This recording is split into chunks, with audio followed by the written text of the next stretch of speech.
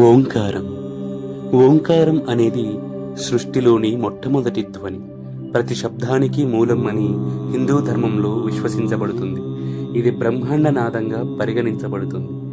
ఓం అనే ఈ పవిత్ర మంత్రం ఆధ్యాత్మికతకు, అంతర్గత శాంతికి, బ్రహ్మాండ శక్తికి ప్రతీకంగా నిలుస్తుంది.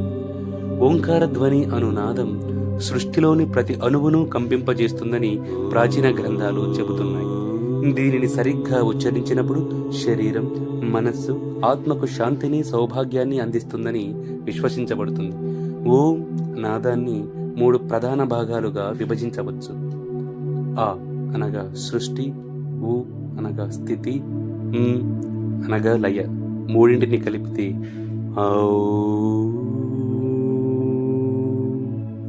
అను ఈ నాదం 3 భాగాలుగా బ్రహ్మ, విష్ణు, మహేశ్వరులను సూచిస్తాయి.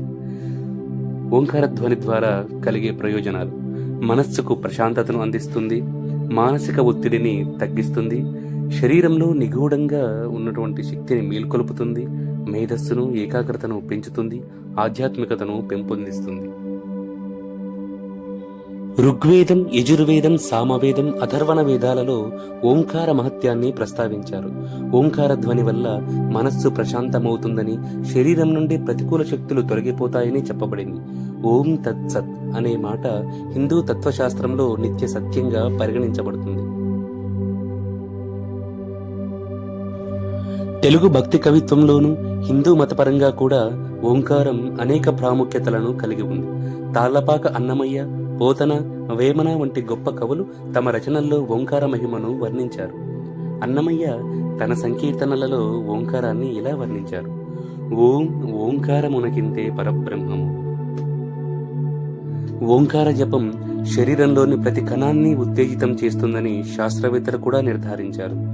ఓంకారాన్ని సరైన రీతిలో ధ్వన్యాత్మకంగా ఉచ్చరిస్తే శరీరంలోని నాడులను శుద్ధి చేయగలదు. అసలు ఈ ఓంకార ధ్వనిని ఎలా చేయాలి? ప్రశాంతమైన ప్రదేశంలో ప్రక్కటెముకను నిటారుగా ఉంచుకొని కూర్చోవాలి. మెల్లిగా లోపలికి శ్వాస తీసుకొని నెమ్మదిగా